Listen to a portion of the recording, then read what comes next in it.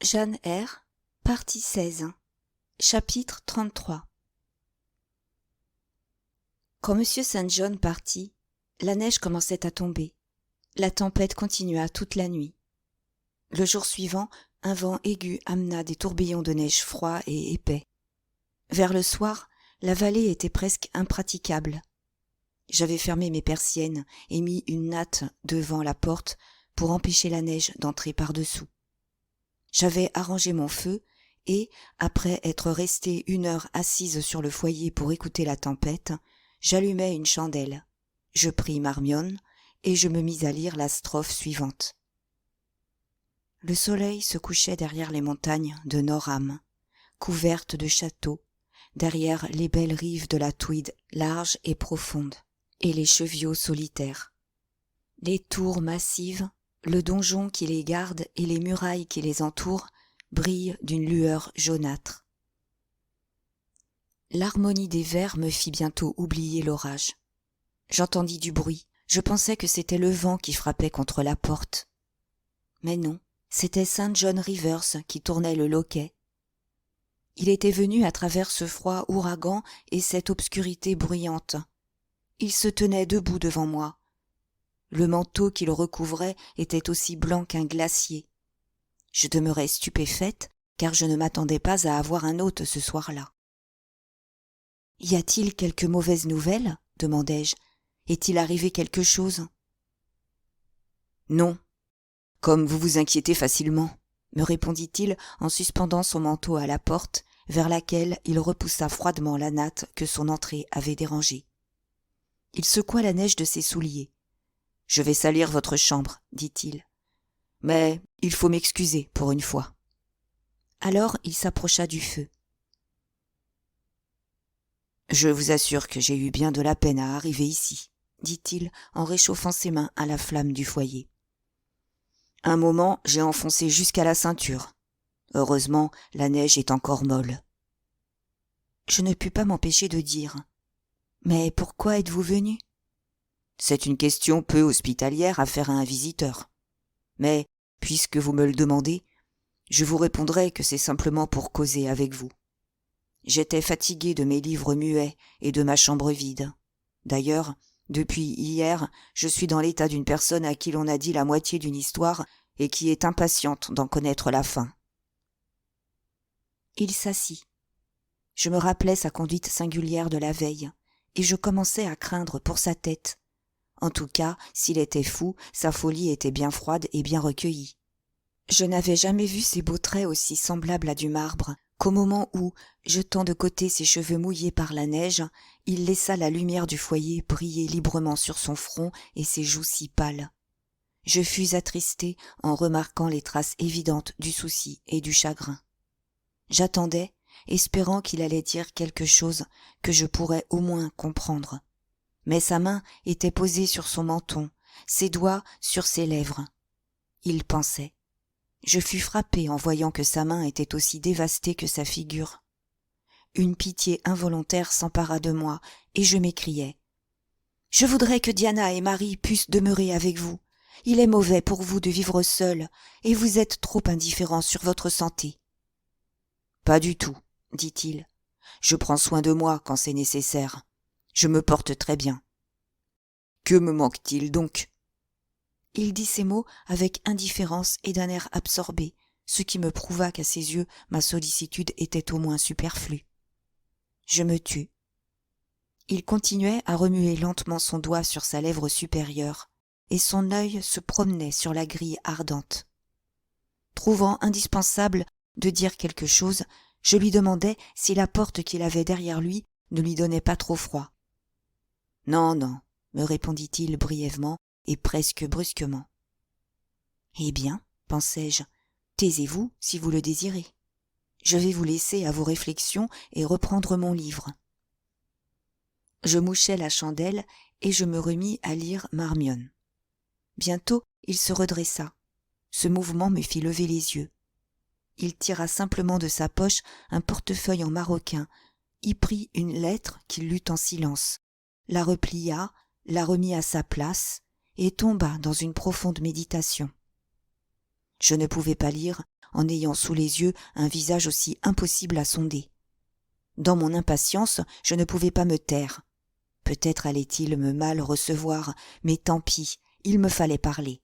« Avez-vous reçu dernièrement des nouvelles de Marie et de Diana ?» demandai-je.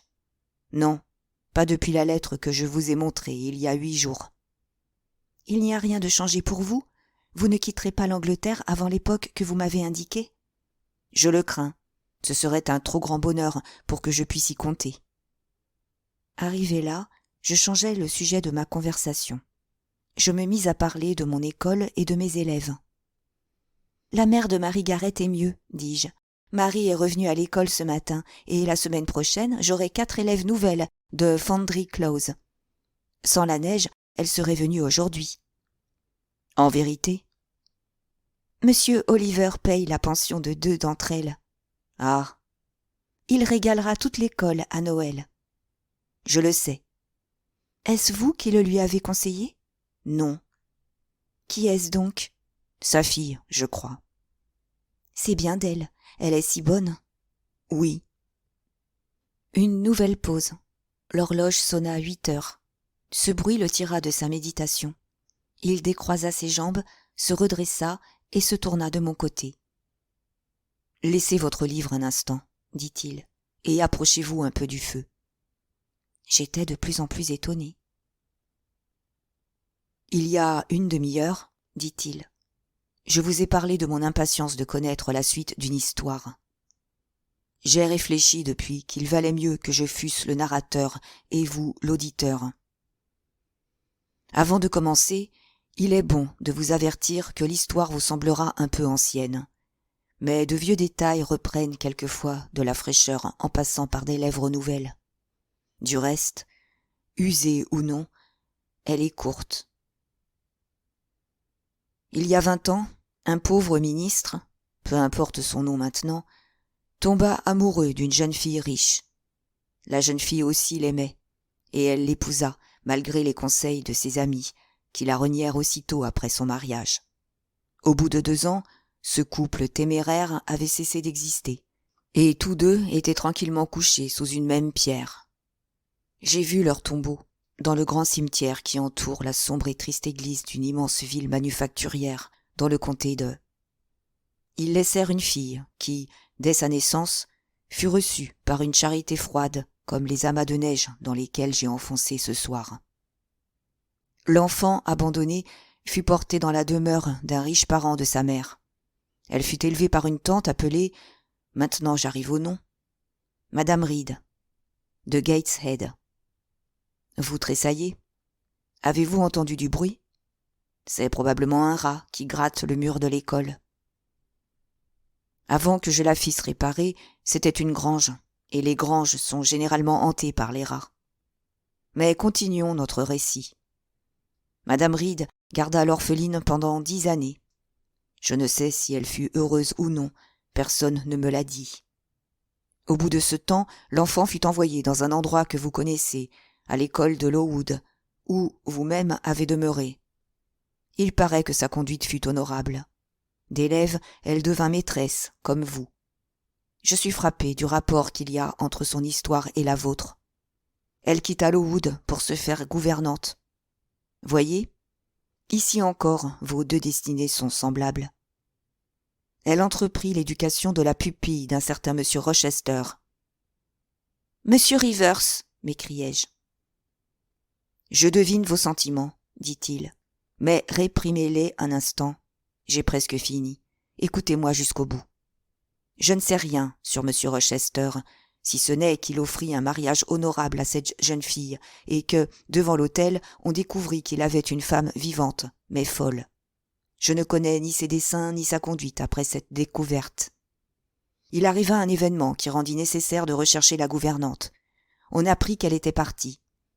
Personne ne put savoir quand, comment, ni pour aller où. Elle avait quitté le château de Thornfield pendant la nuit. Toutes les recherches sont restées infructueuses. On a parcouru tout le pays sans avoir pu rien apprendre sur elle.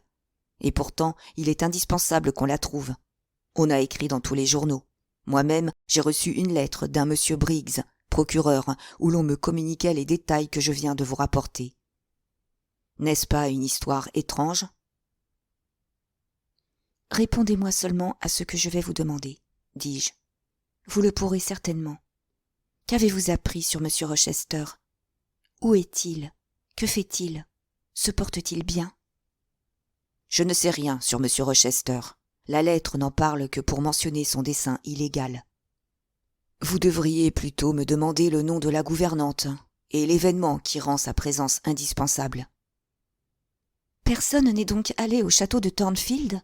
Personne n'a donc vu M. Rochester ? Je ne pense pas. Lui a-t-on écrit ? Certainement. Et qu'a-t-il répondu ? Qui a sa lettre ? M. Briggs me dit que la réponse à sa demande n'a pas été faite par M. Rochester, mais par une dame qui signe Alice Fairfax. Je me sentis froide et consternée. Ainsi, mes craintes étaient fondées.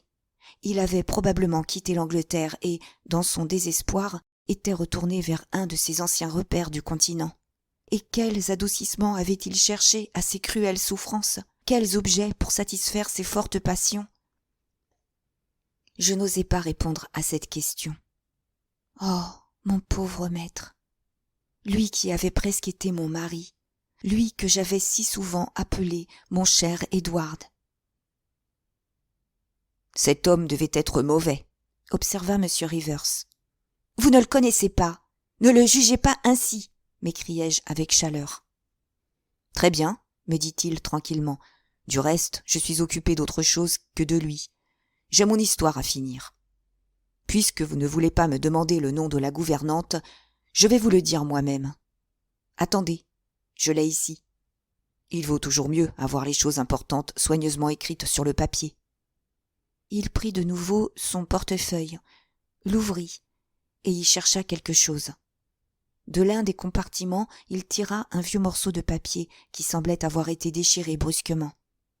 Je reconnus la forme et les traits de pinceau de différentes couleurs du morceau enlevé au papier qui recouvrait le portrait de mademoiselle Oliver.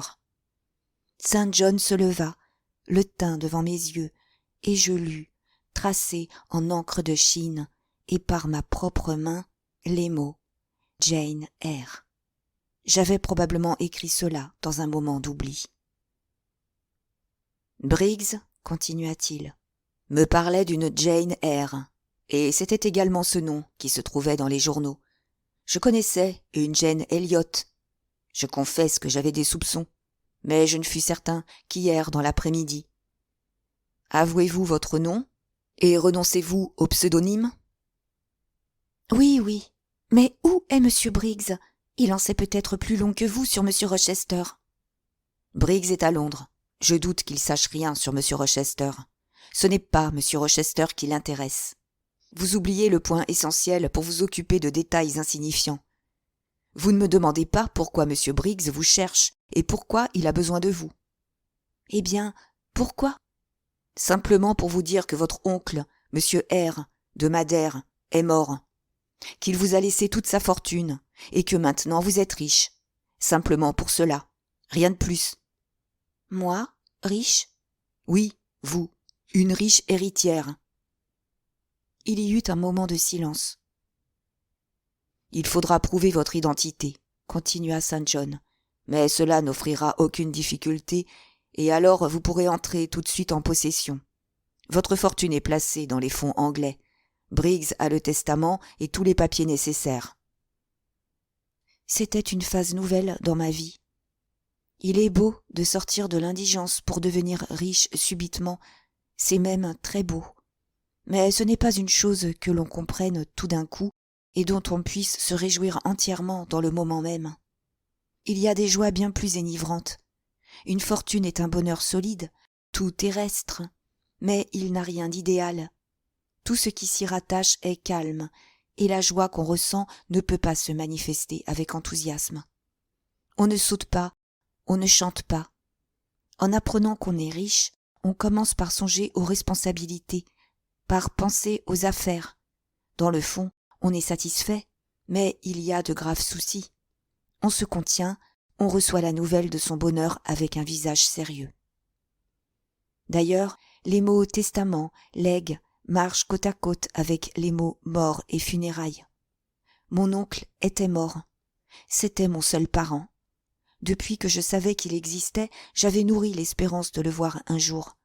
Maintenant, je ne le pourrais plus. Puis cet argent ne venait qu'à moi seule, et non pas à moi et à une famille qui s'en serait réjouie. À moi, toute seule. Certainement, c'était un bonheur. Je serais si heureuse d'être indépendante. Cela, du moins, je le sentais bien. Et cette pensée gonflait mon cœur. « Enfin, vous levez la tête, » me dit M. Rivers. « Je croyais que Méduse vous avait lancé un de ses regards et que vous étiez changé en statue de pierre. Probablement, vous allez me demander maintenant à combien monte votre fortune. »« Eh bien, oui. À combien monte-t-elle ? » ?»« Oh, cela ne vaut même pas la peine d'en parler. On dit 20 000 livres sterling, je crois. Mais qu'est-ce que cela ? 20 000 livres sterling ? Mon étonnement fut grand. J'avais compté sur 4 ou 5 000. Cette nouvelle me coupa la respiration pour un instant. M. St. John, que je n'avais jamais entendu rire auparavant, se mit alors à rire. « Eh bien, dit-il, si vous aviez commis un meurtre, et si je venais vous apprendre que votre crime est découvert, vous auriez l'air moins épouvanté. »« C'est une forte somme. Ne pensez-vous pas qu'il y a erreur ? » ?»« Pas le moins du monde. »« Peut-être avez-vous mal lu les chiffres, et n'y a-t-il que 2 000 ? » ?»« C'est écrit en lettres et non pas en chiffres. 20 000. » Je me faisais l'effet d'un individu dont les facultés gastronomiques sont très grandes et tout à coup se trouve assis seul devant une table préparée pour 100. M. Rivers se leva et mit son manteau. « Si la nuit n'était pas si mauvaise, dit-il, j'enverrais Anna vous tenir compagnie. Vous avez l'air si malheureuse qu'il n'est pas très prudent de vous laisser seule. Mais la pauvre Anna ne pourrait pas se tirer de la neige aussi bien que moi. Ses jambes ne sont pas aussi longues. Ainsi donc, je me vois obligé de vous laisser à votre tristesse. Bonsoir. » Il toucha le loquet de la porte. Une pensée subite me vint. « Arrêtez une minute, » m'écriai-je.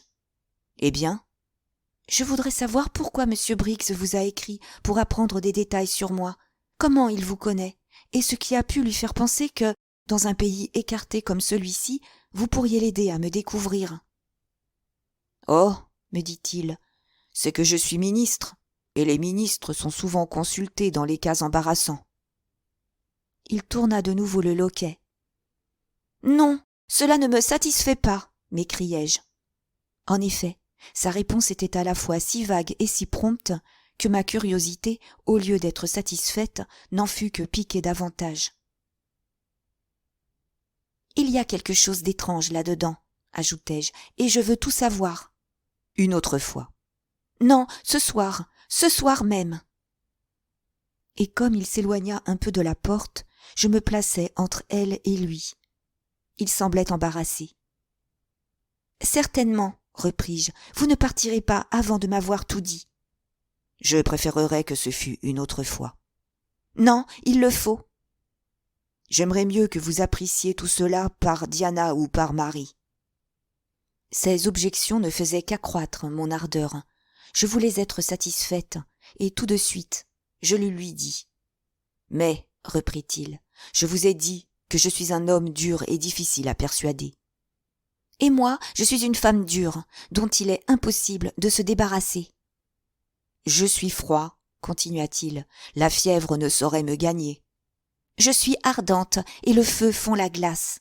La flamme du foyer a fait sortir toute la neige de votre manteau. L'eau en a profité pour couler sur le sol, qui maintenant ressemble à une rue inondée. Monsieur Rivers, si vous voulez que je vous pardonne jamais le crime d'avoir souillé le sable de ma cuisine, dites-moi ce que je désire savoir. » « Eh bien, dit-il, je cède, non pas à cause de votre ardeur, mais à cause de votre persévérance, de même que la pierre cède sous le poids de la goutte d'eau qui tombe sans cesse. D'ailleurs, il faudra toujours que vous le sachiez, autant maintenant que plus tard. Vous vous appelez Jane Eyre ? » ?»« Certainement, nous l'avons déjà dit. »« Peut-être ne savez-vous pas que je porte le même nom que vous ? J'ai été baptisé John R. Rivers. »« Non. En vérité, je ne le savais pas. Je me rappelle avoir vu la lettre E dans les initiales gravées sur les livres que vous m'avez prêtés. Je ne me suis jamais demandé quel pourrait être votre nom, mais alors, certainement... Je m'arrêtai. Je ne voulais pas entretenir, encore moins exprimer, la pensée qui m'était venue. Mais bientôt elle se changea pour moi en une grande probabilité. Toutes les circonstances s'accordaient si bien. La chaîne, qui jusque-là n'avait été qu'une série d'anneaux séparés et sans forme, commençait à s'étendre droite devant moi. Chaque anneau était parfait et l'union complète. Avant que Saint John eût parlé, un instinct m'avait averti de tout. Mais comme je ne dois pas m'attendre à trouver le même instinct chez le lecteur, je répéterai l'explication donnée par M. Rivers. « Ma mère s'appelle R, me dit-il. Elle avait 2 frères. L'un, ministre, avait épousé mademoiselle Jane Reed de Gateshead. L'autre, John Hare, était commerçant à Madère. M. Briggs, procureur de M. R, nous écrivit au mois d'août dernier pour nous apprendre la mort de notre oncle et pour nous dire qu'il avait laissé sa fortune à la fille de son frère le ministre. Nous rejetant à cause d'une querelle qui avait eu lieu entre lui et mon père et qu'il n'avait jamais voulu pardonner. Il y a quelques semaines, il nous écrivit de nouveau pour nous apprendre qu'on ne pouvait pas retrouver l'héritière, et pour nous demander si nous savions quelque chose sur elle. Un nom écrit par hasard sur un morceau de papier me l'a fait découvrir. Vous savez le reste. Il voulut de nouveau partir, mais je m'appuyai le dos contre la porte. « Laissez-moi parler, dis-je. Donnez-moi le temps de respirer. » Je m'arrêtai. Il se tenait debout devant moi, le chapeau à la main, et paraissait assez calme. Je continuai. « Votre mère était la sœur de mon père ?» ?»« Oui. »« Par conséquent, elle était ma tante ?» Il fit un signe affirmatif. « Mon oncle John était votre oncle ? Vous, Diana et Marie, vous êtes les enfants de sa sœur, et moi, je suis la fille de son frère ? » ?»« Sans doute. »« Alors, vous êtes mes cousins ? La moitié de notre sang coule de la même source ? » ?»« Oui, nous sommes cousins. » Je le regardai. Il me sembla que j'avais trouvé un frère dont je pouvais être orgueilleuse et que je pouvais aimer. 2 sœurs dont les qualités étaient telles qu'elles m'avaient inspiré une profonde amitié et une grande admiration, même lorsque je ne voyais en elles que des étrangères. Ces 2 jeunes filles, que j'avais contemplées avec un mélange amer d'intérêt et de désespoir, lorsqu'agenouillée sur la terre humide, j'avais regardé à travers l'étroite fenêtre de Moor House, ces 2 jeunes filles étaient mes parentes. Cet homme jeune et grand qui m'avait ramassée mourante sur le seuil de sa maison m'était allié par le sang. Bienheureuse découverte pour une pauvre abandonnée. C'était là une véritable richesse, une richesse du cœur, une mine d'affection pure et naturelle. C'était un bonheur vif, immense et enivrant, qui ne ressemblait pas à celui que j'avais éprouvé en apprenant que j'étais riche, car, quoique cette nouvelle eût été la bienvenue, je n'en avais ressenti qu'une joie modérée. Dans l'exaltation de ce bonheur soudain, je joignis les mains. Mon pouls bondissait, mes veines battaient avec force. « Je suis heureuse, je suis heureuse !» m'écriai-je. Saint John sourit.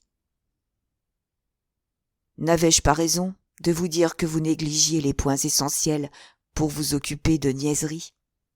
reprit-il. « Vous êtes restée sérieuse quand je vous ai appris que vous étiez riche. Et maintenant, voyez votre exaltation pour une chose sans importance. » Que voulez-vous dire ? Peut-être est-ce de peu d'importance pour vous ? Vous avez des sœurs, vous n'avez pas besoin d'une cousine. Mais moi, je n'avais personne. 3 parents, ou 2, si vous ne voulez pas que je vous compte, viennent de naître pour moi. Oui, je le répète, je suis heureuse. Je me promenais rapidement dans ma chambre. Puis je m'arrêtais, suffoquée par les pensées qui s'élevaient en moi, trop rapides pour que je puisse les recevoir, les comprendre et les mettre en ordre. Je songeais à tout ce qui pourrait avoir lieu et aurait lieu avant longtemps. Je regardais les murailles blanches et je crus voir un ciel couvert d'étoiles dont chacune me conduisait vers un but délicieux. Enfin, je pouvais faire quelque chose pour ceux qui m'avaient sauvé la vie et que jusque-là j'avais aimé d'un amour inutile. Ils étaient sous un joug et je pouvais leur rendre la liberté. Ils étaient éloignés les uns des autres, et je pouvais les réunir. L'indépendance et la richesse qui m'appartenaient pouvaient leur appartenir aussi. N'étions-nous pas 4 20 000 livres partagés en 4 donnaient 5 000 livres à chacun. C'était bien assez. Justice serait faite et notre bonheur mutuel assuré. La richesse ne m'accablait plus, ce n'était plus un legs de pièces d'or, mais un héritage de vie, d'espérance et de joie. Je ne sais quel air j'avais pendant que je songeais à toutes ces choses, mais je m'aperçus bientôt que M. Rivers avait placé une chaise derrière moi et s'efforçait doucement de me faire asseoir. Il me conseillait d'être calme. Je lui déclarais que mon esprit n'était nullement troublé. Je repoussai sa main et je me mis de nouveau à me promener dans la chambre. « Vous écrirez demain à Marie et à Diana, dis-je, et vous les prierez de venir tout de suite ici. Diana m'a dit qu'elle et sa sœur se trouveraient riches avec 1000 livres sterling chacune. Aussi, je pense qu'avec 5000, elles seront tout à fait satisfaites. »« Dites-moi où je pourrais trouver un verre d'eau, » me répondit Saint John. « En vérité, vous devriez faire un effort pour vous calmer. »« C'est inutile. Répondez-moi, quel effet produira sur vous cette fortune? Resterez-vous en Angleterre? Épouserez-vous mademoiselle Oliver et vous déciderez-vous à vivre comme tous les hommes? » Vous vous égarez, votre tête se trouble. Je vous ai appris cette nouvelle trop brusquement. Votre exaltation dépasse vos forces. Monsieur Rivers, vous me ferez perdre patience. Je suis calme. C'est vous qui ne me comprenez pas, ou plutôt qui affectez de ne pas me comprendre. Peut-être que, si vous vous expliquiez plus clairement, je vous comprendrais mieux. M'expliquer? Mais il n'y a pas d'explication à donner. Il est bien facile de comprendre qu'en partageant 20 000 livres sterling entre le neveu et les 3 nièces de notre oncle, il revient 5 000 livres à chacun. Tout ce que je vous demande, c'est d'écrire à vos sœurs pour leur apprendre l'héritage qu'elles viennent de faire. C'est-à-dire que vous venez de faire. Je vous ai déjà dit comment je considérais cela. Et je ne puis pas changer ma manière de voir. Je ne suis pas grossièrement égoïste, aveuglément injuste et lâchement ingrate. D'ailleurs, je veux avoir une demeure et des parents. J'aime Moor House et j'y resterai. J'aime Diana et Marie et je m'attacherai à elles pour toute la vie. Je serais heureuse d'avoir 5 000 livres. Mais 20 000 ne ferait que me tourmenter. Et puis, si cet argent m'appartient aux yeux de la loi, il ne m'appartient pas aux yeux de la justice. Je ne vous abandonne que ce qui me serait tout à fait inutile. Je ne veux ni discussion ni opposition. Entendons-nous entre nous et décidons cela tout de suite. Vous agissez d'après votre premier mouvement. Il faut que vous y réfléchissiez pendant plusieurs jours, avant qu'on puisse regarder vos paroles comme valables. Oh, si vous ne doutez pas de ma sincérité, je ne crains rien. Vous reconnaissez la justice de ce que je dis? J'y vois en effet une certaine justice, mais elle est contraire aux coutumes. La fortune entière vous appartient. Mon oncle l'a gagnée par son propre travail. Il était libre de la laisser à qui il voulait. Il vous l'a donnée. Après tout, la justice vous permet de la garder, et vous pouvez sans remords de conscience la considérer comme votre propriété. Pour moi, répondis-je, c'est autant une affaire de sentiment que de conscience. Je puis bien une fois me laisser aller à mes sentiments. J'en ai si rarement l'occasion. Quand même, pendant une année, vous ne cesseriez de discuter et de me tourmenter, je ne pourrais pas renoncer au plaisir infini que j'ai rêvé, au plaisir d'acquitter, en partie, une dette immense et de m'attacher des amis pour toute ma vie. Vous parlez ainsi maintenant, reprit Saint John, parce que vous ne savez pas ce que c'est de posséder de la fortune et d'en jouir. Vous ne savez pas l'importance que vous donneront 20 000 livres sterling, la place que vous pourrez occuper dans la société, l'avenir qui sera ouvert devant vous. Vous ne le savez pas. Et vous, m'écriai-je, vous ne pouvez pas vous imaginer avec quelle ardeur j'aspire vers un amour fraternel. Je n'ai jamais eu de demeure. Je n'ai jamais eu ni frère ni sœur. Je veux en avoir maintenant. Vous ne vous refusez pas à me reconnaître et à m'admettre parmi vous, n'est-ce pas? Jane, je serai votre frère, et mes sœurs seront vos sœurs, sans que nous vous demandions ce sacrifice de vos justes droits. Mon frère éloigné de 1000 lieues, mes sœurs asservies chez des étrangers, Et moi, riche, gorgée d'or, sans l'avoir jamais ni gagné, ni mérité? Est-ce là une égalité fraternelle, une union ultime, un profond attachement? Mais, Jane, vos aspirations à une famille et à un bonheur domestique peuvent être satisfaites par d'autres moyens que ceux dont vous parlez. Vous pouvez vous marier. Non, je ne veux pas me marier. Je ne me marierai jamais. C'est trop dire. Des paroles aussi irréfléchies sont une preuve de l'exaltation où vous êtes. Non, ce n'est pas trop dire.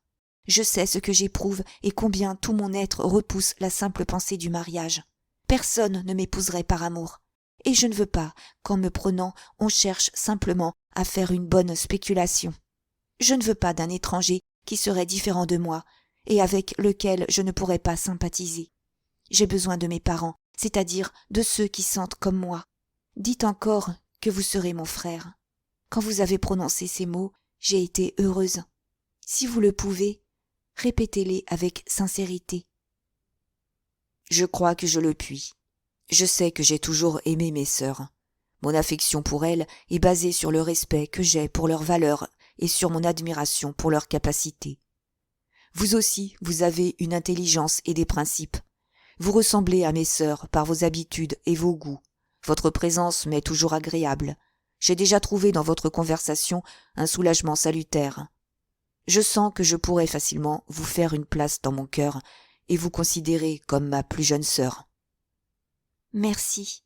Je me contente de cela pour ce soir. Maintenant, vous feriez mieux de partir, car si vous restiez plus longtemps, vous pourriez bien m'irriter encore par vos scrupules injurieux. Et l'école, mademoiselle R? Il faudra la fermer à présent, je pense. Non, je resterai à mon poste jusqu'à ce que vous ayez trouvé une autre maîtresse. Il sourit d'un air approbateur, me donna une poignée de main et prit congé de moi.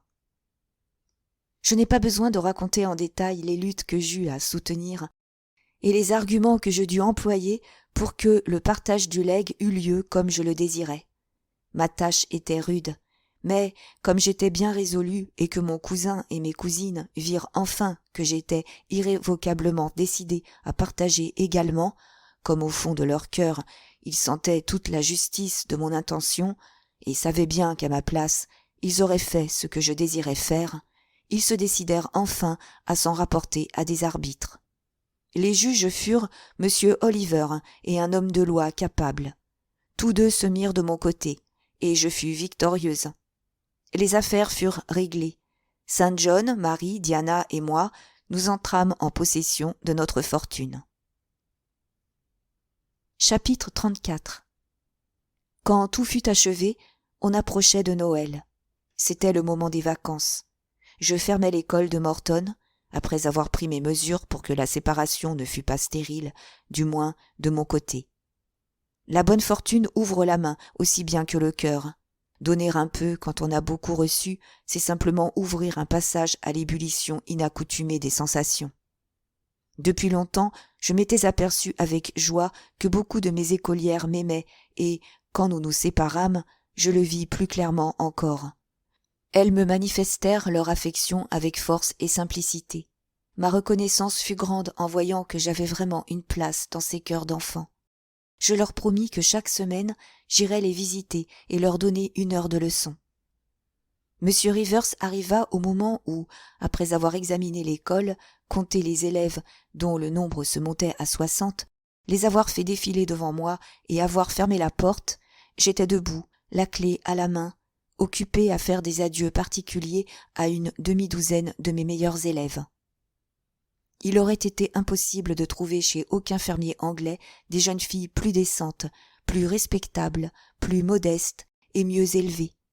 Et c'est beaucoup dire, car, après tout, les paysans anglais sont les mieux élevés, les plus polis et les plus dignes de toute l'Europe. J'ai vu depuis des paysannes françaises et allemandes. Les meilleures m'ont paru ignorantes, grossières et stupides, comparées à mes enfants de Morton. Trouvez-vous que votre récompense soit assez grande pour toute une saison de travail? Me demanda M. Rivers quand les enfants furent partis.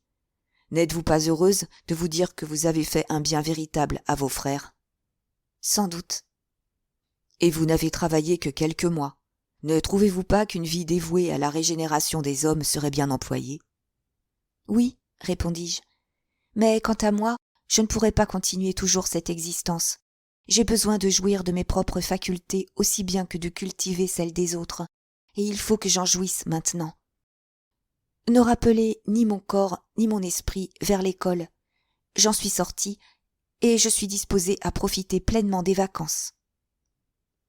Le visage de Saint John devint sérieux. « Eh bien, dit-il, quelle ardeur soudaine. Que voulez-vous donc faire ? » « Je veux être aussi actif que possible. D'abord, je vous prierai de donner la liberté à Anna et de chercher quelque autre personne pour vous servir. »« Avez-vous besoin d'elle ? » ?»« Oui, je voudrais qu'elle vînt avec moi à Moor House. Diana et Marie arriveront dans une semaine et je veux qu'elle trouve tout en ordre. »« Je comprends. Je croyais que vous vouliez partir pour faire quelque excursion. J'aime mieux qu'il en soit ainsi. Anna ira avec vous. »« Alors dites-lui de se tenir prête pour demain. Voilà la clé de l'école. Je vous remettrai bientôt celle de ma ferme. » Il la prit. « Vous avez l'air bien joyeuse, me dit-il. Je ne comprends pas complètement votre gaieté, parce que je ne sais pas quelle tâche va remplacer pour vous celle que vous quittez. Quelles intentions, quelles ambitions avez-vous ? Enfin, quel est le but de votre vie ? » « Ma première intention est de nettoyer, comprenez-vous toute la force de ce mot ? De nettoyer Moor House du haut en bas. Ma seconde est de frotter tout avec de la cire, de l'huile et un nombre infini de torchons, jusqu'à ce que chaque objet redevienne bien brillant. Ma troisième, d'arranger les chaises et les tables, les lits et les tapis, avec une précision mathématique. Ensuite, je vous ruinerai en tourbe et en charbon pour faire de bons feux dans toutes les chambres. Enfin, les 2 jours qui précéderont l'arrivée de vos sœurs seront employés par Anna et moi à battre des œufs, à mélanger des raisins, à râper des épices, à pétrir des gâteaux de Noël, à hacher des rissoles et à célébrer tous les rites culinaires qu'on ne peut expliquer qu'imparfaitement à ceux qui, comme vous, ne sont pas parmi les initiés. En un mot, mon intention est de tenir toutes choses prêtes et en parfait état pour l'arrivée de Marie et de Diana. Mon ambition est de leur montrer le plus beau idéal d'une réception affectueuse. Saint John sourit légèrement. Cependant, il paraissait mécontent. « Tout cela est très bien, pour le moment, dit-il. Mais sérieusement, j'espère que quand le premier flot de vivacité sera passé, vous regarderez un peu plus haut que les charmes domestiques et les joies de la famille. »« C'est ce qu'il y a de meilleur dans le monde, m'écriai-je. »« Non, Jane, non. Ce monde n'est pas un lieu de jouissance. Ne cherchez pas à en faire un paradis. Ce n'est pas un lieu de repos. Ne devenez pas indolente. Au contraire, je veux être active. Jane, je vous pardonne pour le moment.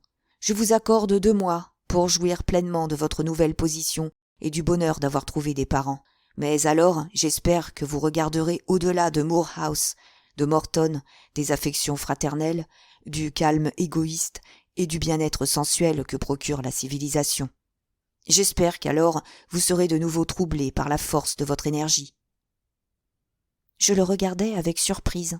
« Saint John, dis-je, je trouve mal à vous de parler ainsi. Je suis disposée à être heureuse, et vous voulez me pousser à l'agitation. Dans quel but ? » « Dans le but de vous exciter à mettre à profit les talents que Dieu vous a confiés, et dont un jour il vous demandera certainement un compte rigoureux. Jane, je vous examinerai de près et avec anxiété. Je vous en avertis, j'essayerai de dominer cette fièvre ardente qui vous précipite vers les joies du foyer. Ne vous attachez pas avec tant de force à des liens charnels. Gardez votre fermeté et votre enthousiasme pour une cause qui en soit digne. Ne les perdez pas pour des objets vulgaires et passagers. Me comprenez-vous, Jane ? Oui, comme si vous parliez grec. Je sens que j'ai de bonnes raisons pour être heureuse, et je veux l'être. Adieu. En effet, je fus heureuse à Moor House. Anna et moi, nous nous donnâmes beaucoup de peine. Elle était charmée de voir qu'au milieu de tout l'embarras d'un arrangement, je savais être gaie, brosser, épousseter, nettoyer et faire la cuisine. Du reste, après 1 ou 2 jours de confusion, nous eûmes le plaisir de voir l'ordre se rétablir petit à petit au milieu de ce chaos que nous-mêmes avions causé. J'avais été passer une journée à S pour acheter quelques meubles neufs. Mes cousines m'avaient assigné une somme pour cela et m'avaient donné carte blanche pour toutes les modifications que je désirerais faire. J'en fis peu dans la chambre à coucher et dans la pièce où on se tenait ordinairement, parce que je savais que Diana et Marie trouveraient plus de plaisir à recevoir les tables, les chaises et les lits de leur vieille maison qu'à regarder un ameublement neuf, quelque élégant qu'il fût. Cependant, quelques changements étaient nécessaires pour donner un peu de piquant à leur retour, ainsi que je le désirais. J'achetai donc de jolis tapis et des rideaux de couleur foncée, quelques ornements antiques en porcelaine ou en bronze, soigneusement choisis, des miroirs et des nécessaires de toilette. Tout cela, sans être très beau, était très frais. Il restait encore le parloir et une chambre de réserve. J'y mis des meubles de vieil acajou recouverts en velours rouge. Des toiles furent tendues dans les corridors et des tapis dans les escaliers. Quand tout fut fini, il me sembla qu'à l'intérieur, Moor House était un véritable modèle de confort modeste, tandis qu'à l'extérieur, surtout à cette époque de l'année, on eût dit un grand bâtiment vaste, froid et désert. Le jour tant désiré vint enfin. Elle devait arriver le soir. Et longtemps d'avance, les feux furent allumés en haut et en bas. La cuisine se faisait. Anna et moi, nous étions habillés. Tout était prêt. Saint John arriva le premier. Je l'avais prié de ne pas venir tant que tout ne serait pas en ordre. Du reste, la seule idée du travail mesquin et trivial qui se faisait à Moor House l'aurait éloigné. Il me trouva dans la cuisine, surveillant des gâteaux que j'avais fait cuire pour le thé. S'approchant du foyer, il me demanda si j'étais enfin fatiguée de mon métier de servante. Je lui répondis en l'invitant à m'accompagner pour visiter le résultat de mes travaux. Après quelques difficultés, je le décidai à faire le tour de la maison. Il se contenta de jeter un coup d'œil sur les chambres que je lui montrais et n'y entra même pas. Puis, il me dit que j'avais dû avoir beaucoup de peine et de fatigue pour effectuer un si grand changement en si peu de temps, mais pas une seule fois il n'exprima de satisfaction de voir sa maison bien arrangée. Ce silence me glaça. Je pensais que mes changements avaient peut-être détruit quelque vieil arrangement auquel il tenait. Je le lui demandai, et probablement d'un ton un peu découragé.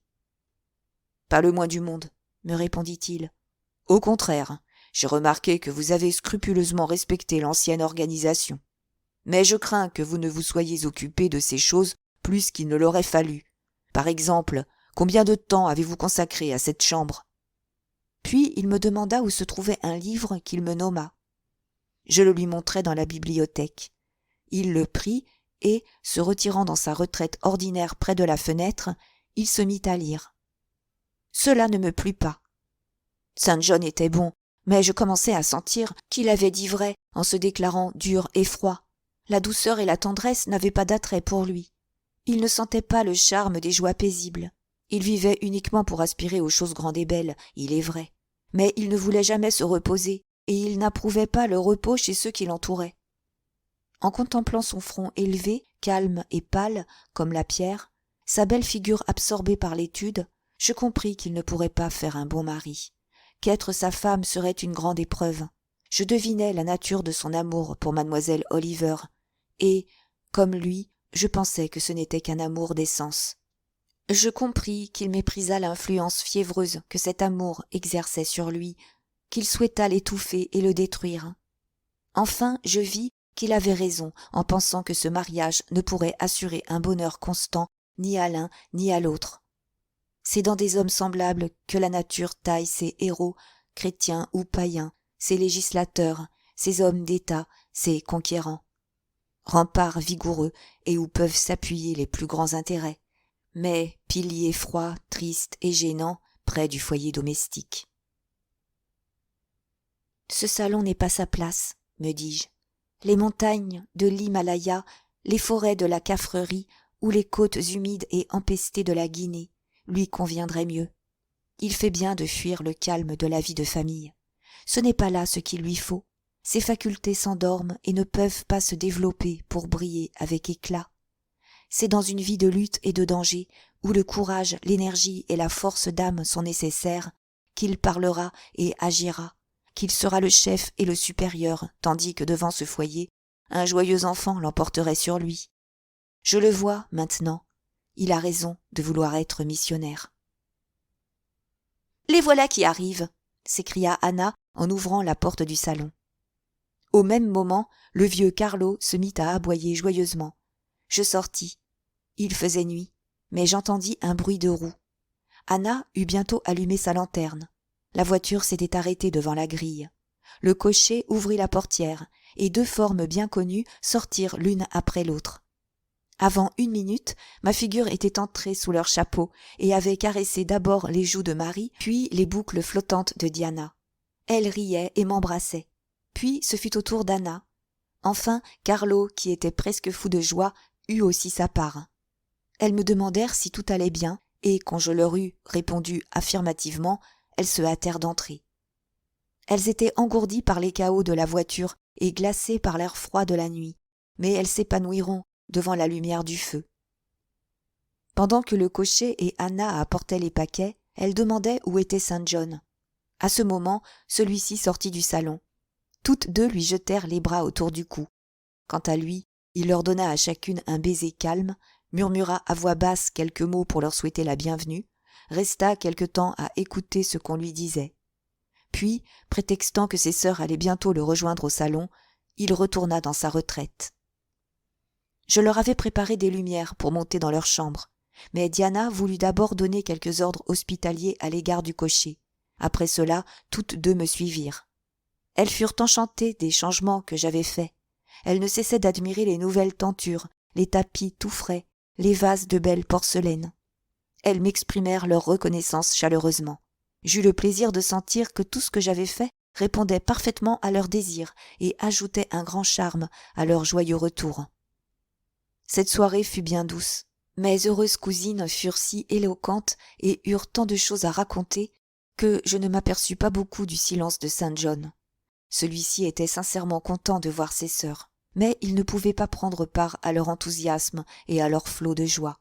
Le retour de Diana et de Marie lui faisait plaisir, mais le tumulte joyeux et la réception brillante l'irritaient. Je vis qu'il désirait être au lendemain, espérant plus de calme. Vers le milieu de la soirée, à peu près 1 heure après le thé, on entendit un coup à la porte. Anna entra nous dire qu'un pauvre garçon venait chercher M. Rivers pour sa mère mourante.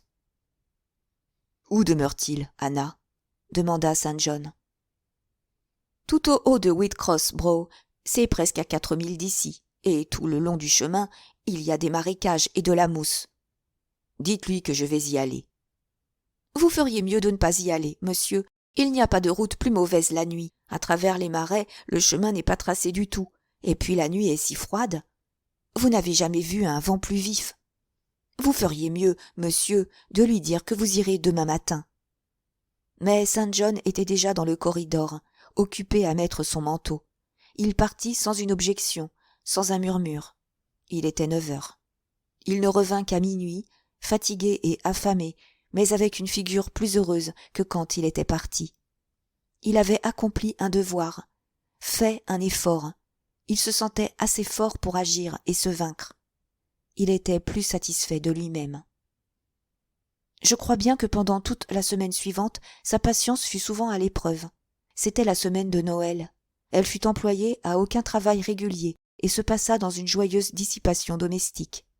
L'air des marais, la liberté dont on jouit chez soi, et l'heureux événement qui venait d'arriver, tout enfin agissait sur Diana et Marie comme un élixir enivrant. Elles étaient gaies du matin au soir, elles parlaient toute la journée, et ce qu'elles disaient était spirituel, original, et avait tant de charme pour moi que rien ne me faisait plus de plaisir que de les écouter et de prendre part à leur conversation. Saint John ne cherchait pas à réprimer notre vivacité, mais il nous évitait. Il était rarement à la maison. Sa paroisse était grande et les habitants éloignés les uns des autres. Toute la journée, il visitait les pauvres et les malades. Un matin, à déjeuner, Diana, après être demeurée pensive pendant quelque temps, lui demanda s'il n'avait pas renoncé à ses projets. « Non, répondit-il, et rien ne m'y fera renoncer. » Il nous apprit alors que son départ était définitivement fixé pour l'année suivante. « Et Rosamond Oliver ?» dit Marie. Ces mots semblaient lui être échappés involontairement, car, à peine les eut-elle prononcés, qu'elle fit un geste, comme si elle eût voulu les rétracter. Saint John tenait un livre à la main. Il avait l'habitude peu aimable de lire à table. Il le ferma et nous regarda. « Rosamonde Oliver, dit-il, va se marier à monsieur Granby, un des plus estimables habitants de S. C'est le petit-fils et l'héritier de sir Frédéric Granby. Monsieur Oliver m'a appris cette nouvelle hier. » Ses sœurs se regardèrent, puis leurs yeux se fixèrent sur moi. Alors, toutes les trois, nous nous mîmes à contempler Saint John. Il était aussi serein et aussi froid que le cristal. « Ce mariage a été arrangé bien vite, dit Diana. Ils ne peuvent pas se connaître depuis longtemps. » Depuis 2 mois seulement. Ils se sont rencontrés en octobre au bal de S. Mais quand il n'y a aucun obstacle à une union, quand elle est désirable sous tous les rapports, les retards sont inutiles. Ils se marieront lorsque le château que sir Frédéric leur donne sera en état de les recevoir. Dès que je me trouvai seule avec Saint John, je fus tentée de lui demander s'il ne souffrait pas de cette union. Mais il semblait avoir si peu besoin de sympathie qu'au lieu de me hasarder à le consoler, je fus un peu honteuse en me rappelant ce que je lui avais déjà dit. D'ailleurs, j'avais perdu l'habitude de lui parler. Il avait repris sa réserve, et je sentais que tout épanchement se glaçait en moi. Il n'avait pas tenu sa promesse, il ne me traitait pas comme ses sœurs. Il mettait toujours entre elle et moi une différence qui empêchait la cordialité. En un mot, maintenant que j'étais sa parente et que je vivais sous le même toit que lui, la distance entre nous me semblait bien plus grande que lorsque j'étais simplement la maîtresse d'école d'un village. En me rappelant tout ce qu'il m'avait dit un jour, j'avais peine à comprendre sa froideur actuelle. Les choses étant dans cet état, je ne fus pas peu étonnée de le voir relever tout à coup la tête, qu'il tenait penchée sur son pupitre, pour me dire « Vous le voyez, Jane, j'ai combattu et j'ai remporté la victoire. » Je tressaillis en l'entendant s'adresser ainsi à moi, et je ne répondis pas tout de suite. Enfin, après un moment d'hésitation, je lui dis « Mais êtes-vous sûr que vous n'êtes pas parmi ces conquérants auxquels leur triomphe a coûté trop cher? Une autre victoire semblable ne vous abattrait-elle pas entièrement? » « Je ne le pense pas. Mais quand même, qu'importe. Je n'aurai plus jamais à combattre pour cette même cause. La victoire est définitive. Maintenant, ma route est facile à suivre. J'en remercie Dieu. » En disant ces mots, il se remit à son travail et retomba dans le silence. Bientôt, notre bonheur, à Diana, à Marie et à moi, devint plus calme. Nous reprîmes nos habitudes ordinaires et nous recommençâmes des études régulières. Alors Saint John s'éloigna moins de la maison. Quelquefois, il restait des heures entières dans la même chambre que nous. Pendant que Marie dessinait, que Diana continuait sa lecture de l'encyclopédie, qu'elle avait entreprise à mon grand émerveillement, et que moi j'étudiais l'allemand, Saint John poursuivait silencieusement l'étude d'une langue orientale, étude qu'il croyait nécessaire à l'accomplissement de son projet. Ainsi occupé, il restait dans son coin, tranquille et absorbé, mais ses yeux bleus quittaient souvent la grammaire étrangère qui était devant eux, et errant tout autour de la chambre, se fixaient de temps en temps sur ses compagnons d'études avec une curieuse intensité d'observation. Si on le remarquait, il détournait immédiatement son regard, et pourtant ses yeux scrutateurs revenaient sans cesse se diriger vers notre table. Je me demandais toujours ce que cela signifiait. Je m'étonnais également de la satisfaction qu'il témoignait régulièrement dans une circonstance qui me semblait de peu d'importance, c'est-à-dire lorsque, chaque semaine, je me rendais à mon école de Morton. Et ce qui m'étonnait encore plus, c'est que, lorsqu'il faisait de la neige, de la pluie ou du vent, si ses sœurs m'engageaient à ne point aller à Morton, lui, au contraire, méprisant leur sollicitude, m'encourageait à accomplir ce devoir en dépit des éléments. « Jane n'est pas aussi faible que vous le prétendez, » disait-il. « Elle peut supporter le vent de la montagne, la pluie ou la neige aussi bien que nous. Sa constitution saine et élastique luttera mieux contre les variations du climat que d'autres plus fortes. Quand je revenais fatiguée et trempée par la pluie, je n'osais pas me plaindre, parce que je voyais que mes plaintes le contrariaient. La fermeté lui plaisait toujours. Le contraire l'ennuyait. Un jour, pourtant, j'obtins la permission de demeurer à la maison parce que j'étais vraiment enrhumée. Ses sœurs allèrent à Morton à ma place. Je restais à lire Schiller. Quant à lui, il déchiffrait des caractères orientaux. Ayant achevé ma traduction, je voulus me mettre à un thème. Pendant que je changeais mes cahiers, je regardais de son côté, et je m'aperçus que je subissais l'examen de son œil bleu et perçant. Je ne sais pas depuis combien de temps il me scrutait ainsi. Son regard était froid et inquisiteur. Je sentis la superstition s'emparer de moi, comme si j'avais eu à mes côtés quelque divinité fantastique. « Jane, me dit-il, que faites-vous ? » « J'apprends l'allemand. »« Je voudrais que vous quittassiez l'allemand pour étudier l'hindoustani. »« Parlez-vous sérieusement ? » ?»« Si sérieusement que je le veux. Et je vais vous dire pourquoi. » Alors il m'expliqua que lui-même étudiait l'hindoustani, qu'à mesure qu'il avançait, il oubliait le commencement, que ce serait un grand secours pour lui d'avoir une élève avec laquelle il pourrait repasser sans cesse les premiers éléments et, par ce moyen, les bien fixer dans son esprit. Il ajouta qu'il avait longtemps hésité entre moi et ses sœurs, et qu'enfin il m'avait choisi, parce qu'il avait vu que c'était moi qui étais capable de rester le plus longtemps appliqué.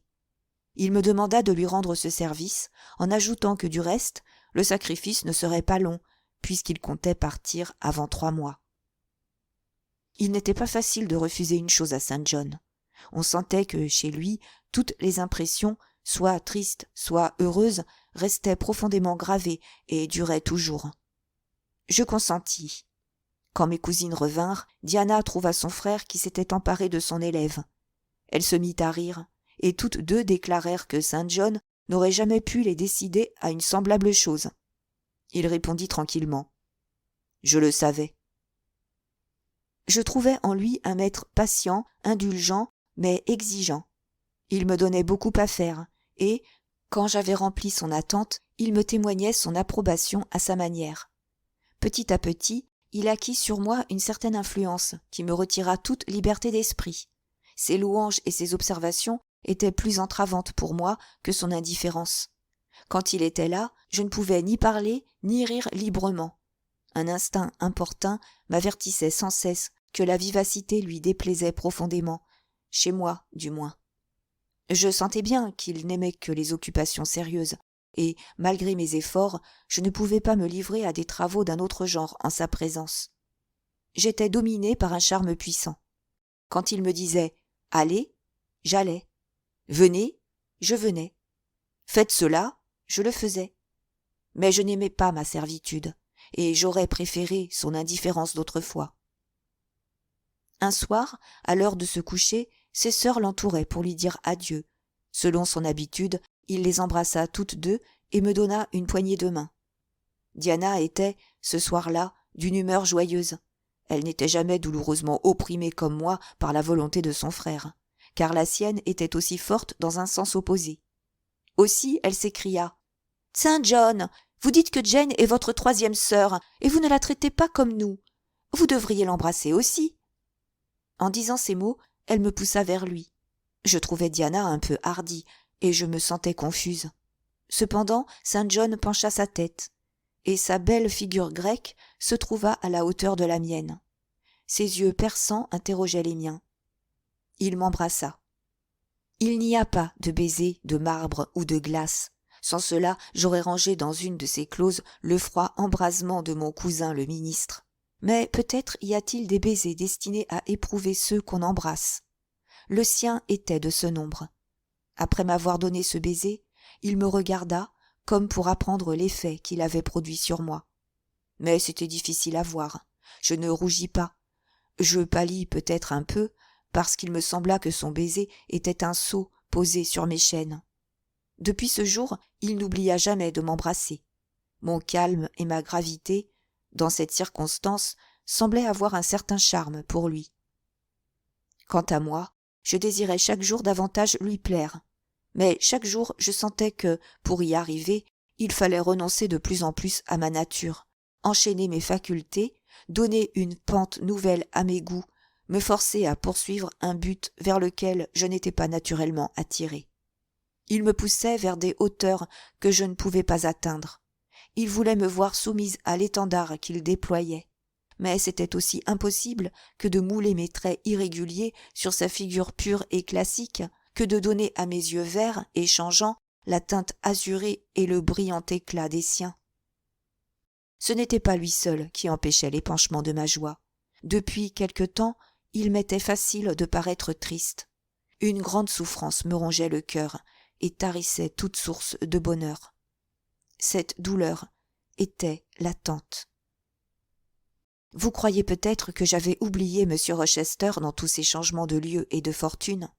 Oh, non, pas un instant. Sa pensée me poursuivait toujours.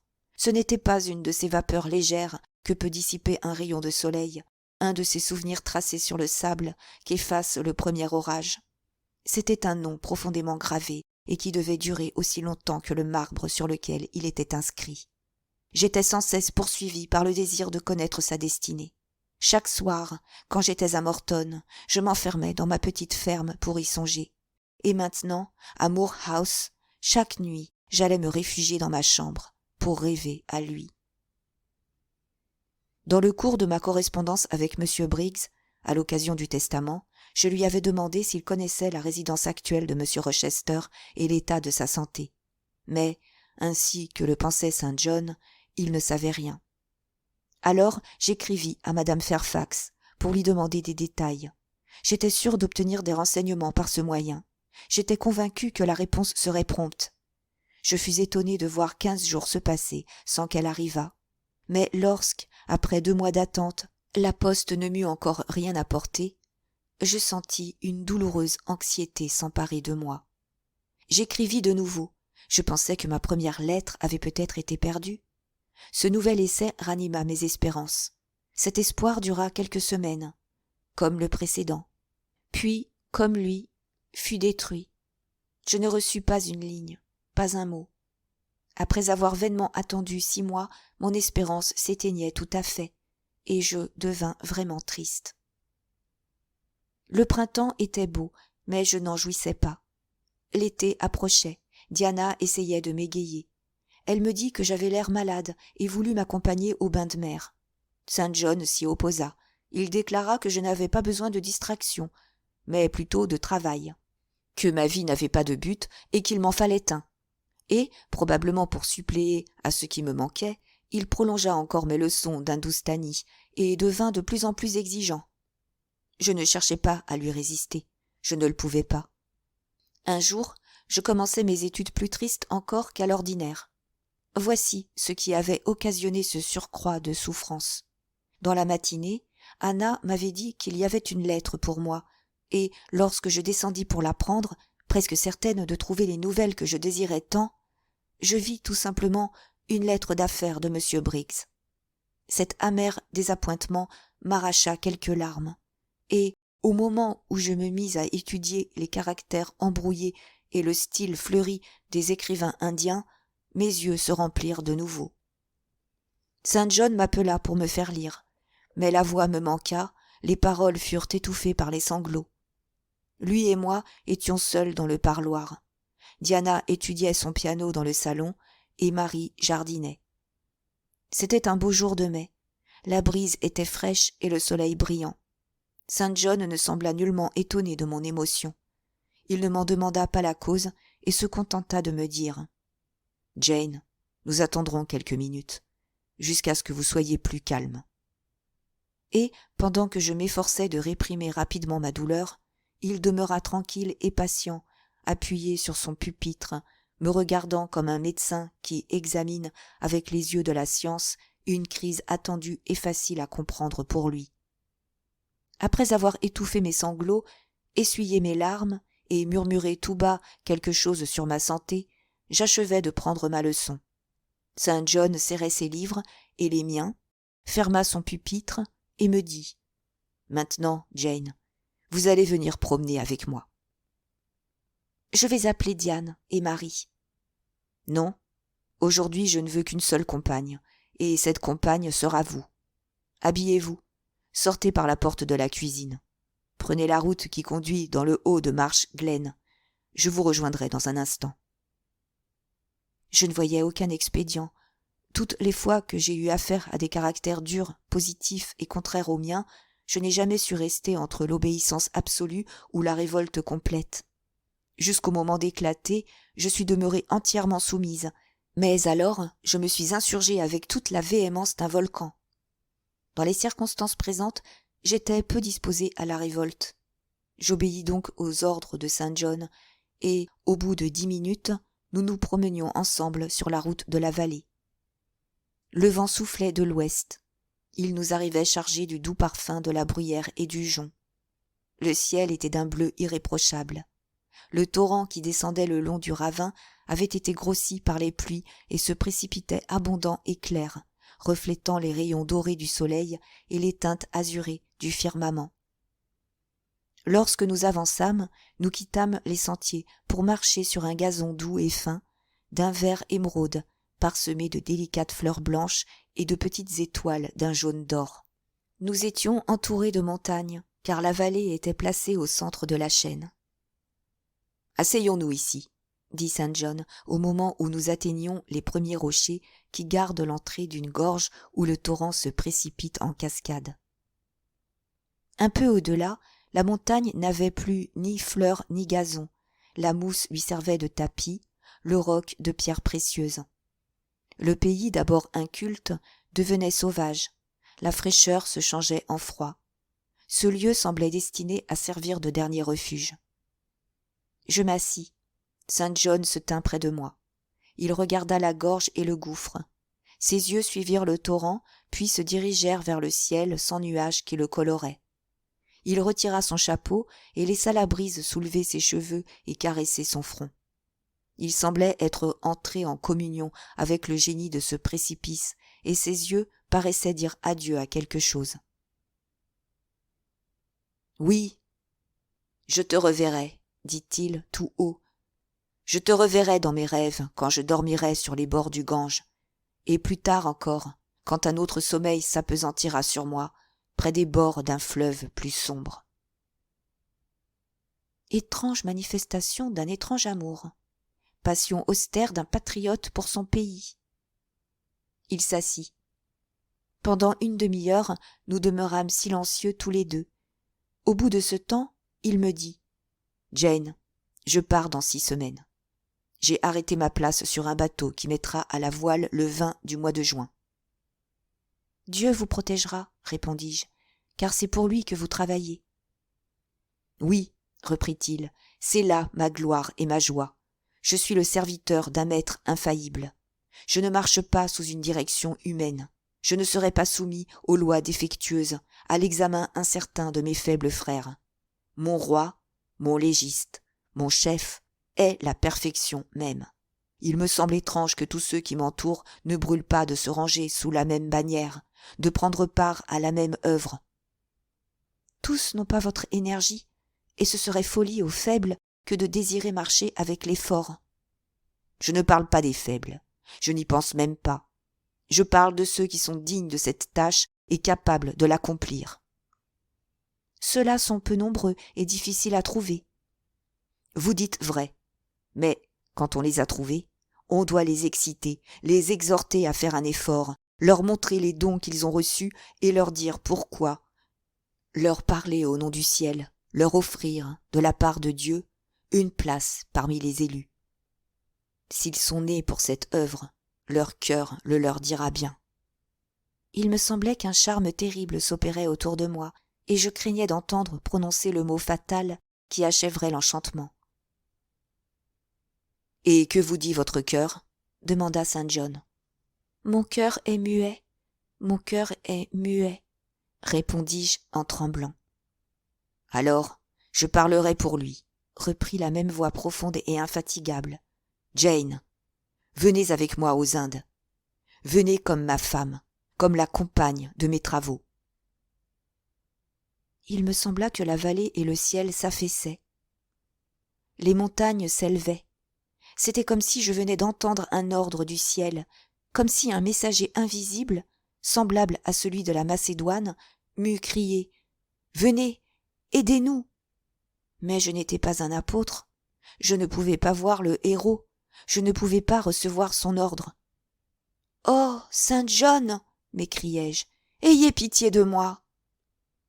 J'implorais quelqu'un qui ne connaissait ni pitié ni remords, quand il s'agissait d'accomplir ce qu'il regardait comme son devoir. Il continua. « Dieu et la nature vous ont créé pour être la femme d'un missionnaire. Vous avez reçu les dons de l'esprit et non pas les charmes du corps. Vous êtes faite pour le travail et non pas pour l'amour. Il faut que vous soyez la femme d'un missionnaire, et vous le serez. Vous serez à moi. Je vous réclame, non pas pour mon plaisir, mais pour le service de mon maître. »« Je n'en suis pas digne. Ce n'est pas là ma vocation, » répondis-je. Il avait compté sur ses premières objections et il n'en fut point irrité.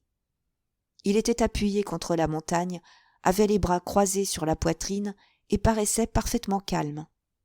Je vis qu'il était préparé à une longue et douloureuse opposition et qu'il s'était armé de patience pour continuer jusqu'au bout, mais qu'il était décidé à sortir victorieux de la lutte. « Jane, » reprit-il, « l'humilité est la base de toutes les vertus chrétiennes. Vous avez raison de dire que vous n'êtes pas digne de cette œuvre, mais qui en est digne? Et ceux qui ont été véritablement appelés par Dieu se sont-ils jamais crus dignes de cette vocation? Moi, par exemple, je ne suis que poussière et cendre, et, avec saint Paul, je reconnais en moi le plus grand des pécheurs. Mais je ne veux pas être entravé par ce sentiment de mon indignité. Je connais mon chef. Il est aussi juste que puissant, et, puisqu'il a choisi un faible instrument pour accomplir une grande œuvre, il suppléera à mon insuffisance par les richesses infinies de sa providence. Pensez comme moi, Jane, et comme moi, ayez confiance. Je vous donne le rocher des siècles pour appui. Ne doutez pas qu'il pourra supporter le poids de votre faiblesse humaine. Je ne comprends pas la vie des missionnaires, repris-je. Je n'ai jamais étudié leurs travaux.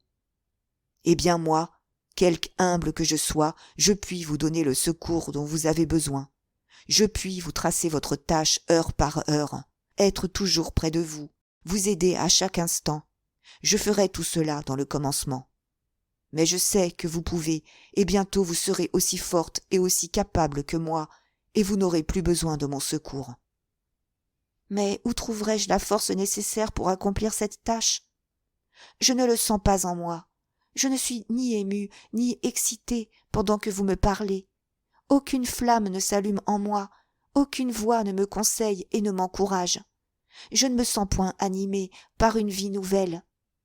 Je voudrais pouvoir vous montrer qu'en ce moment mon esprit est un cachot que n'éclaire aucun rayon. Dans ce cachot est enchaînée une âme craintive qui a peur d'être entraînée par vous à tenter ce qu'elle ne pourra pas accomplir. J'ai une réponse à vous faire. Écoutez-moi.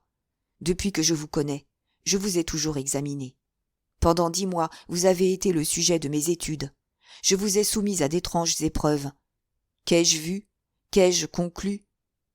Quand vous étiez maîtresse d'école dans un village, vous avez su accomplir avec exactitude et droiture une tâche qui ne convenait ni à vos habitudes, ni à vos goûts. J'ai vu que vous l'accomplissiez avec tact et capacité. Vous avez su vous vaincre. En voyant le calme avec lequel vous avez reçu la nouvelle de votre fortune subite, j'ai reconnu que vous n'étiez pas avide de richesses, que l'argent n'avait aucune puissance sur vous. Quand, avec un élan résolu, vous avez partagé votre fortune en 4 parts, n'en gardant qu'une pour vous et abandonnant les 3 autres pour satisfaire une justice douteuse, j'ai vu que votre âme aimait le sacrifice. Quand, pour contenter mon désir, vous avez abandonné une étude qui vous intéressait et que vous en avez entrepris une qui m'intéressait, quand j'ai vu l'assiduité infatigable avec laquelle vous avez persévéré, votre énergie inébranlable contre les difficultés, j'ai compris que vous aviez toutes les qualités que je cherchais. Jane, vous êtes docile, active, désintéressée, fidèle, constante et courageuse, très douce et très héroïque. Cessez de vous défier de vous-même. Moi, j'ai en vous une confiance illimitée. Votre secours me sera d'un prix inappréciable. Vous me servirez de directrice des écoles de l'Inde, et vous serez ma compagne et mon aide parmi les femmes indiennes. » Je me sentais comme pressée dans un vêtement de fer. La persuasion avançait vers moi à pas lents, mais assurés. J'avais beau fermer les yeux, les derniers mots prononcés par Saint John venaient d'éclaircir pour moi le sentier qui m'avait d'abord paru impraticable. L'œuvre qui m'avait semblé si vague et si confuse devenait moins impossible à mesure qu'il parlait et prenait une forme positive sous sa main créatrice. Il attendait ma réponse. Je lui demandai un quart d'heure pour réfléchir. « Très volontiers, » me répondit-il. En se levant, il s'éloigna un peu, se jeta sur une touffe de bruyère et attendit en silence. « Je puis faire ce qu'il me demande, me dis-je. Je suis bien forcée de le voir et de le reconnaître. Je le puis, si toutefois ma vie est épargnée. Mais je sens bien que mon existence ne pourra pas être longue sous ce soleil de l'Inde. Eh bien, après, peu lui importe à lui. Quand l'heure de mourir sera venue, il me rendra avec un visage serein au Dieu qui m'aura donné à lui. Je vois tout cela bien clairement. En quittant l'Angleterre, j'abandonnerai un pays aimé, mais vide pour moi. Monsieur Rochester n'y demeure pas. Et quand même il y serait, qu'est-ce que cela pour moi? Je dois vivre sans lui. Rien n'est plus absurde et plus faible que d'attendre chaque jour un changement impossible qui nous réunisse. Comme Saint John me l'a dit un jour, je dois chercher un autre intérêt dans la vie pour remplacer celui que j'ai perdu. La tâche qu'il me propose n'est-elle pas la plus glorieuse que Dieu puisse assigner et l'homme accepter? Ces nobles labeurs, ces sublimes résultats ne sont-ils pas bien faits pour remplir le vide des affections détruites, des espérances perdues? Je crois qu'il faut dire oui. Et cependant je frémis. Hélas! Si je suis Saint John, je renonce à la moitié de moi-même. Si je pars pour l'Inde, je vais au-devant d'une mort prématurée, et l'intervalle où je quitterai l'Angleterre pour l'Inde et celui où je quitterai l'Inde pour la tombe, comment sera-t-il rempli par moi? Cela aussi, je le vois bien clairement. Je lutterai pour satisfaire Saint John jusqu'à ce que chacun de mes nerfs en souffre, et je le satisferai. J'accomplirai tout ce qu'il a pu concevoir. Si je vais avec lui, si je fais le sacrifice qu'il me demande, je le ferai entièrement. Je déposerai tout sur l'autel, mon cœur, ma vie, la victime entière enfin. Il ne m'aimera jamais, mais il m'approuvera. Je lui montrerai une énergie qu'il n'a pas encore vue, des ressources qu'il ne soupçonne pas. Oui, je peux travailler à une tâche aussi rude que lui, et sans me plaindre davantage. Oui, il m'est possible de consentir à ce qu'il me demande. Il n'y a qu'une chose que je ne peux pas accepter, qui m'épouvante trop. Il m'a prié d'être sa femme, et il n'a pas plus le cœur d'un mari pour moi que ce rocher gigantesque et sauvage, au bas duquel bouillonne le torrent. Il tient à moi comme un soldat à une bonne arme. Et voilà tout. Si je ne suis pas mariée à lui, je ne m'en affligerai pas. Mais puis-je accepter cela? Puis-je le voir exécuter froidement son plan, supporter la cérémonie du mariage, recevoir de lui l'anneau d'alliance, souffrir toutes les formes de l'amour, car, je n'en doute pas, il les observera scrupuleusement, et savoir que son esprit est loin de moi? Pourrais-je endurer la pensée que chaque jouissance qu'il m'accordera sera un sacrifice fait à ses principes? Non, un tel martyre serait horrible. Je ne veux pas avoir à le supporter. Je vais lui dire que je l'accompagnerai comme sa sœur, et non pas comme sa femme. Je regardais de son côté. Il était toujours là, tranquillement étendu, son visage tourné vers moi. Ses yeux perçants m'examinaient attentivement. Il se leva promptement et s'approcha de moi. « Je suis prête à aller aux Indes, dis-je, si je suis libre. » Votre réponse demande une explication. Elle n'est pas claire. Jusqu'ici, repris-je, vous avez été mon frère d'adoption. Moi, votre sœur d'adoption. Continuons à vivre ainsi, car nous ferons mieux de ne pas nous marier. Il secoua la tête. Une fraternité d'adoption ne suffit pas dans ce cas. Si vous étiez ma véritable sœur, ce serait différent. Je vous emmènerais et je ne chercherais pas de femme. Mais les choses étant ce qu'elles sont, il faut que notre union soit consacrée par le mariage. Sans cela, elle est impossible. Des obstacles matériels s'y opposent. Ne les voyez-vous pas, Jane ? Réfléchissez un instant, et votre bon sens vous guidera. Je réfléchis quelque temps, mais j'en revenais toujours là. C'est que nous ne nous aimions pas comme doivent s'aimer un mari et une femme, et j'en concluais que nous ne devions pas nous marier. Saint John, dis-je, je vous regarde comme un frère. Vous me regardez comme une sœur. Continuons à vivre ainsi. Nous ne le pouvons pas. Nous ne le pouvons pas, me répondit-il d'un ton bref et résolu. C'est impossible. Vous avez dit que vous iriez avec moi aux Indes. Rappelez-vous que vous l'avez dit. À une condition. Oui, mais le point important c'est de quitter l'Angleterre, de m'aider dans mes travaux futurs, et vous l'acceptez. Vous avez déjà presque mis la main à l'œuvre. Vous êtes trop constante pour la retirer. Vous ne devez vous inquiéter que d'une chose, de connaître le meilleur moyen pour accomplir l'œuvre que vous entreprenez. Simplifiez vos intérêts, vos sentiments, vos pensées, vos désirs et vos aspirations si compliqués. Réunissez toutes ces considérations en un seul but, celui de bien remplir la mission que vous a assignée votre puissant maître.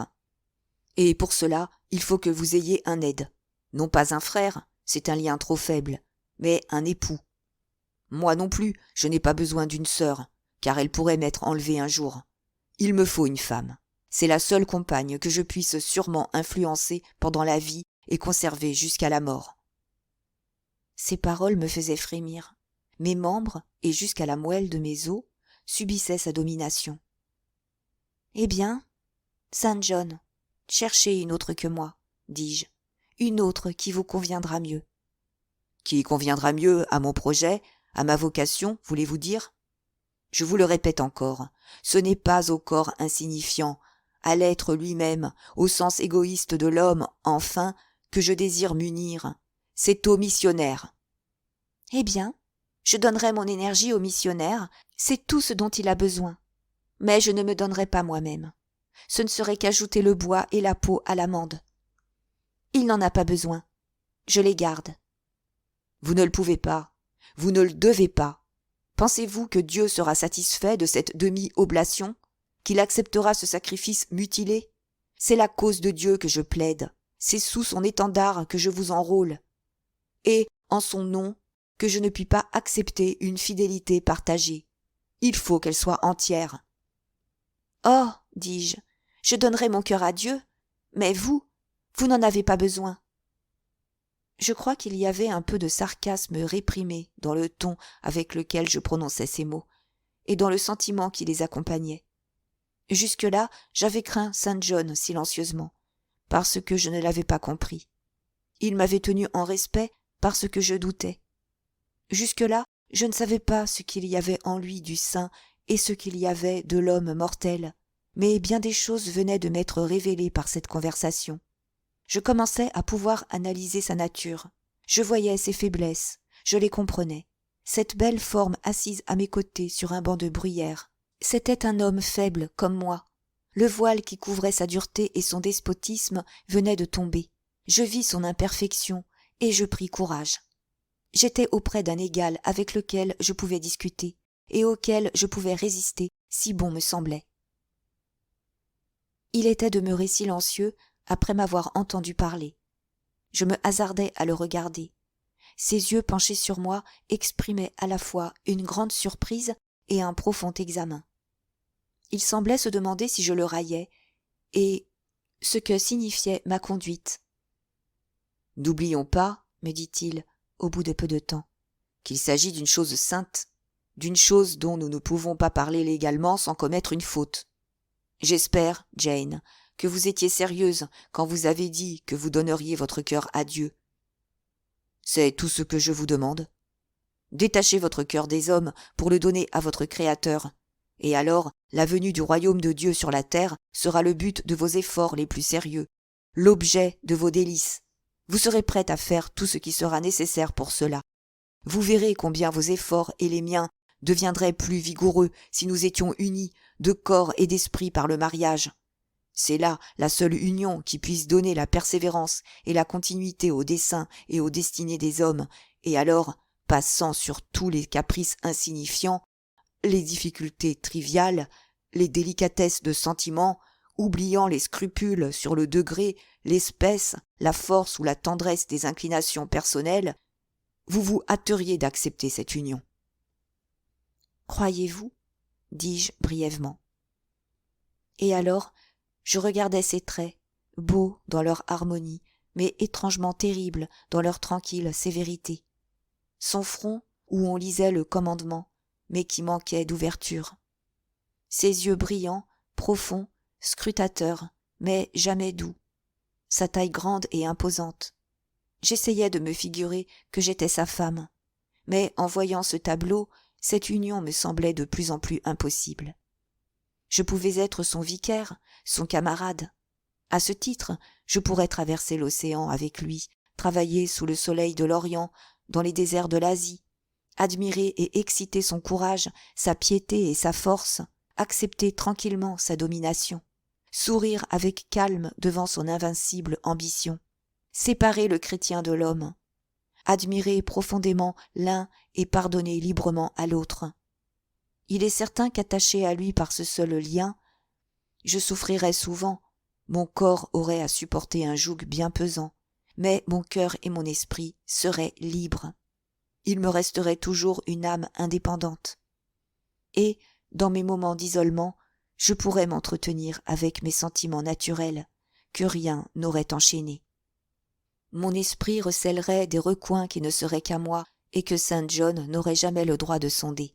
Des sentiments qui s'y développeraient, frais et abrités, sans que son austérité pût les flétrir, ni ses pas de guerrier les anéantir. Mais je ne pouvais pas accepter le rôle de femme. Je ne pouvais pas être sans cesse retenue, domptée.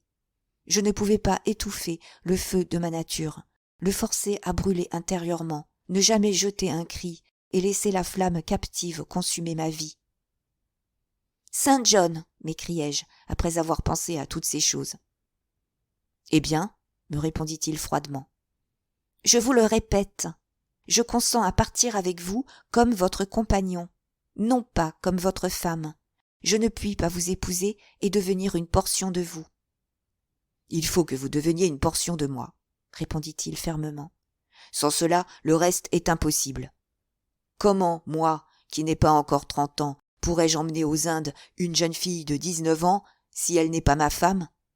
Si nous ne nous sommes pas unis par le mariage, comment pourrons-nous vivre toujours ensemble, quelquefois dans la solitude, quelquefois au milieu des tribus sauvages ? » « C'est très possible, » répondis-je brièvement. « C'est aussi facile que si j'étais votre véritable sœur, ou un homme, un prêtre comme vous. »« On sait que vous n'êtes pas ma sœur, et je ne puis pas vous faire passer pour telle.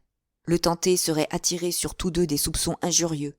Du reste, quoique vous ayez le cerveau vigoureux de l'homme, vous avez aussi le cœur de la femme, et ce serait impossible. »« Ce serait possible, » affirmai-je avec quelque dédain. « Parfaitement possible. J'ai un cœur de femme, c'est vrai, mais non pas par rapport à vous. Je n'ai pour vous que la constance du camarade, la franchise, la fidélité et l'affection d'un compagnon de lutte, le respect et la soumission d'un néophyte.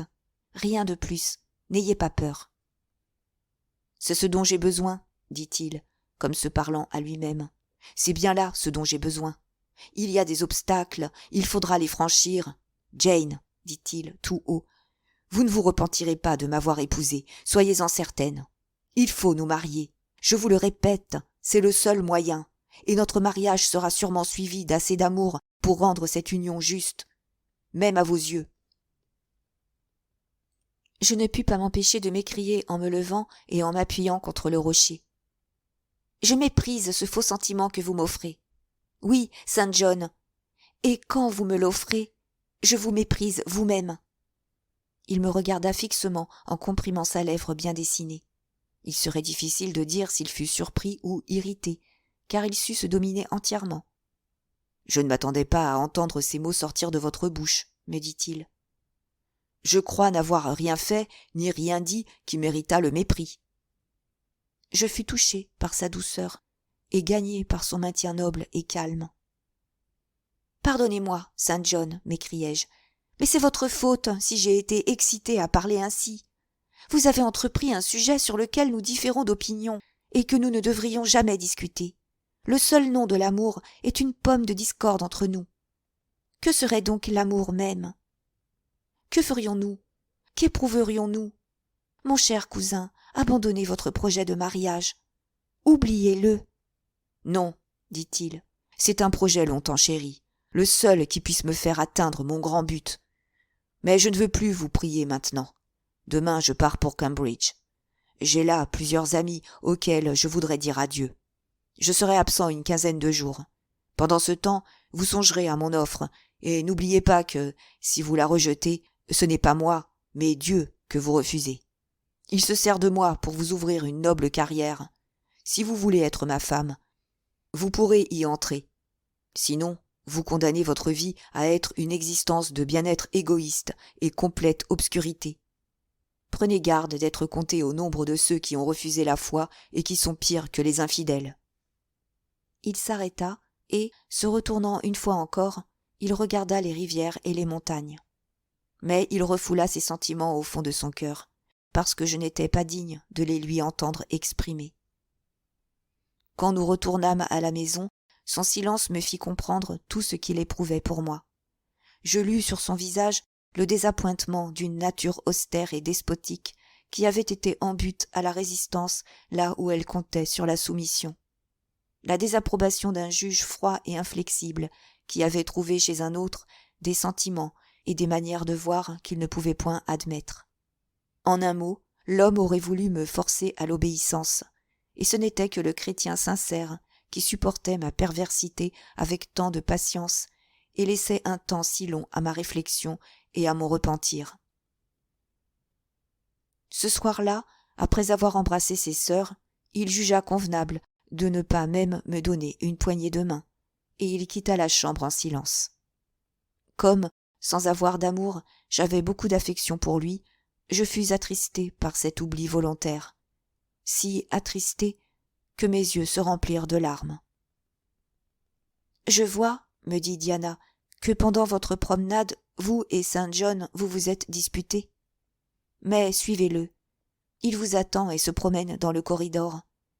Il se réconciliera facilement. Dans ces choses-là, j'ai peu d'orgueil. J'aime mieux être heureuse que digne. Je courus après lui. Il était au bas de l'escalier. « Bonsoir, Saint John, dis-je. »« Bonsoir, Jane, » me répondit-il tranquillement. « Donnez-moi une poignée de main, » ajoutai-je. Quelle pression légère et froide il fit sentir à mes doigts. Ce qui était arrivé dans la journée lui avait profondément déplu. La cordialité ne pouvait pas les chauffer, ni les larmes l'émouvoir. Ainsi, avec lui, il n'y aurait jamais d'heureuse réconciliation, de joyeux sourires, de généreuses paroles. Cependant, le chrétien était patient et doux. Quand je lui demandai s'il m'avait pardonné, il me répondit qu'il n'avait pas l'habitude de se souvenir des injures, qu'il n'avait rien à pardonner puisqu'il n'avait pas été offensé. Après m'avoir fait cette réponse, il me quitta. J'aurais préféré qu'il m'eût jeté à terre.